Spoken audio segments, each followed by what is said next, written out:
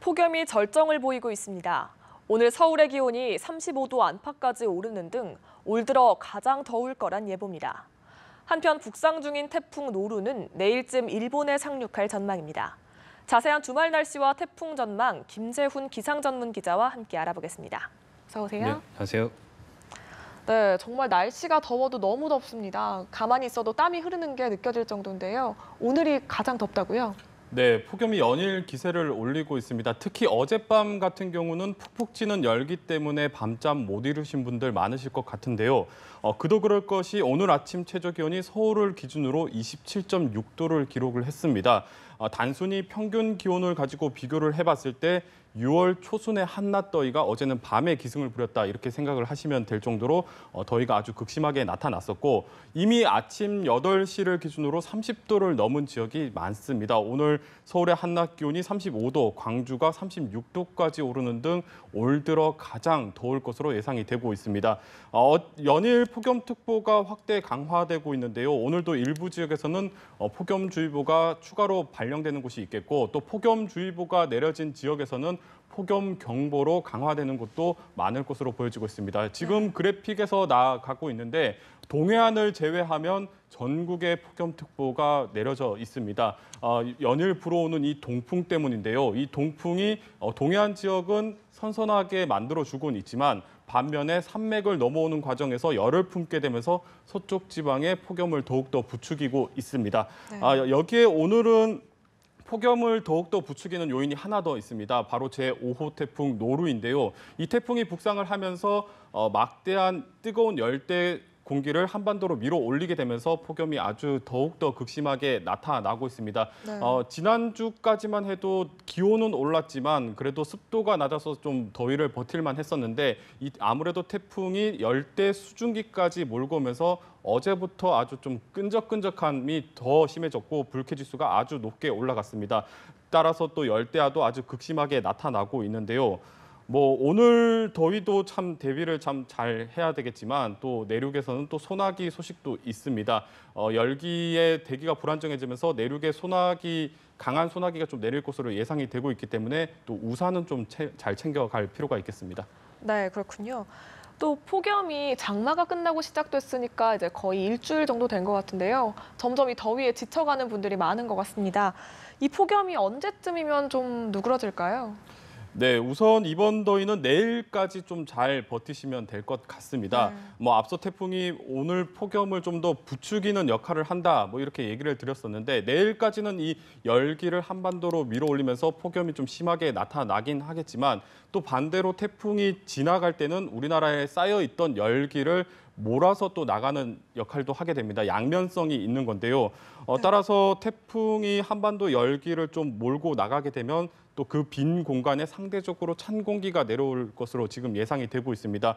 내일 같은 경우는 이 찬 공기와 따뜻한 공기에 중부지방이 이 경계에 위치하면서 좀 강한 비가 내릴 것으로 예보가 돼 있고요. 네. 아마도 다음 주에는 이 상대적으로 찬 공기가 남부지방까지 내려오면서 더위의 기세를 좀 완전히 꺾을 것으로 예상이 되고 있습니다. 그래도 여름은 여름이다 보니까 갑자기 시원해지기보다는 예년 수준의 더위가 이어진다 이렇게 좀 생각을 하시면 될 것 같고 다음 주에는 아무래도 더위보다는 불안정에 의한 소나기가 좀 자주 내릴 것으로 보여지기 때문에 갑작스러운 비에 대비해서 좀 우산을 항상 좀 준비를 해 가시는 게 좋을 것 같습니다. 네, 날씨가 덥다 보니까 연일 폭염 피해가 속출하고 있는데 폭염으로 인한 사망자까지 발생했다고 들었습니다. 올해 근데 온열 질환자가 벌써 900명이나 넘었다고 하는데 어떻게 된 건가요? 네, 극심한 폭염에 연일 일사병, 열사병 환자가 계속해서 속출을 하고 있습니다. 질병관리본부에 따르면 이달 1일까지 전국에서 발생한 온열 질환자 수가 920여 명에 달하는 것으로 집계가 돼 있고 이 가운데 5명이 사망을 했습니다. 폭염 사망자는 경북에서 3명, 제주에서 1명, 충북에서 1명이 나왔는데 대부분 고령대에서 발생을 했습니다. 다만 이 집계에는 좀 빠져 있지만 며칠 전에는 20대도 폭염 사망자가 발생을 했고 또 어제 같은 경우는 맨홀에서 작업하던 인부 2명이 또 사망을 했는데 폭염으로 인한 것으로 좀 추정이 되고 있습니다. 그만큼 좀 목숨까지 위협을 하고 있기 때문에 대비를 좀 잘 할 필요가 있는데 앞서 전해드렸듯이 이번 주말에 또 아주 극심한 더위가 예고가 돼 있고 또 통계적으로 봤을 때도 8월 초가 온열 질환자 수가 좀 집중적으로 발생하는 시기입니다. 아무래도 장마가 끝나고 야외 활동이 늘어나는 시기인데 또 연중 가장 무더운 시기가 겹치다 보니까 온열 질환자가 좀 많이 발생하는 것으로 분석이 되고 있는데요. 폭염 피해를 좀 가장 줄일 수 있는 방법으로는 아무래도 가장 뜨거운 시간대에 야외 활동을 피하는 것이 중요하겠고 네. 또 탈수나 탈진 현상을 막기 위해서는 목이 마르지 않더라도 좀 물을 충분히 섭취하는 게 좋겠습니다. 만약에 주변에서 뭐 일사병이나 열사병으로 쓰러진 환자를 좀 발견을 하게 된다면 빨리 119에 신고를 해서 병원으로 옮겨야 되겠고 또 119 구조대가 좀 도착을 하기 전에는 서늘한 곳으로 좀 이동을 시켜서 물을 충분히 보충해주고 차가운 뭐 물수건 같은 것들로 몸을 좀 닦아주면서 체온을 좀 내려주는 게 아주 좀 중요한 방법이라고 할 수 있겠습니다. 네, 더위도 꼭 조심하셔야겠습니다. 이제 태풍 소식 알아보죠. 이번 주말 휴가가 가장 많이 몰리는 8월 첫 주인데 태풍이 북상한다는 소식에 많은 분들께서 좀 걱정을 하고 계신 것 같습니다. 근데 어제부터 태풍이 다행히 일본 쪽으로 비껴갔다고 하는데 밤사이 경로 변화가 좀 있었나요? 네, 아마 이번 주 휴가가 가장 많이 몰리는 시기여서 많은 분들이 좀 태풍이 어디로 향할지 궁금해 하셨을 것 같고 또 당초 기상청이 태풍이 좀 대한 해협을 지날 것이다 뭐 이런 전망을 내놓으면서 네, 그렇죠. 해안으로 좀 피서 계획을 잡으신 분들은 많이 좀 걱정을 하셨을 것 같습니다. 다행히 어제부터 태풍이 좀 일본으로 상륙할 가능성이 높다 뭐 이런 예보가 나오면서 우리나라는 태풍의 직접 영향권에서는 좀 벗어날 것으로 예상이 되고 있습니다. 현재 태풍은 일본 규슈 남쪽 해상까지 북상을 해 있습니다. 세력의 변화가 조금 있기는 하지만 중심 기압은 960헥토파스칼, 순간 최대 풍속은 초속 40m를 안팎을 보이는 강한 세력을 유지를 하고 있고요. 아마도 오늘 오후쯤이면 일본 오키나와 북쪽 해상을 지난 뒤에 오늘 밤에서 내일쯤에는 일본 규슈 지방에 상륙할 것으로 예상이 되고 있습니다. 사실 며칠 전까지만 해도 우리 기상청이 대한해협을 통과할 것이다. 또 일본과 미국 기상청은 일본 규슈 지방에 상륙할 것이다. 뭐 이런 전망을 내놓으면서 각국 간의 진로 예측이 좀 엇갈린 부분이 있었는데 이제는 대부분의 예측 기관들이 일본 규슈에 상륙하는 것을 가장 유력한 진로로 보고 있습니다. 아마도 거의 80% 확률로는 일본에 상륙한다고 지금 생각을 하시면 될 것 같습니다. 그래도 태풍이 우리나라를 좀 비껴 간다고 하더라도 태풍의 강풍 반경이 좀 클 수도 있기 때문에 우리나라는 간접 영향을 받게 됩니다. 제주와 영남, 동해안 또 남해안으로는 간접 영향을 받을 것으로 예상이 되고 있기 때문에 네. 태풍 진로 예보에는 좀 추가로 잘 확인을 할 필요가 있겠습니다. 네, 태풍이 한 번 북상하면 워낙 많은 피해를 줘서 좀 걱정인데요. 간접 영향이라고 하더라도 주의해야 할 부분들이 있을 것 같습니다.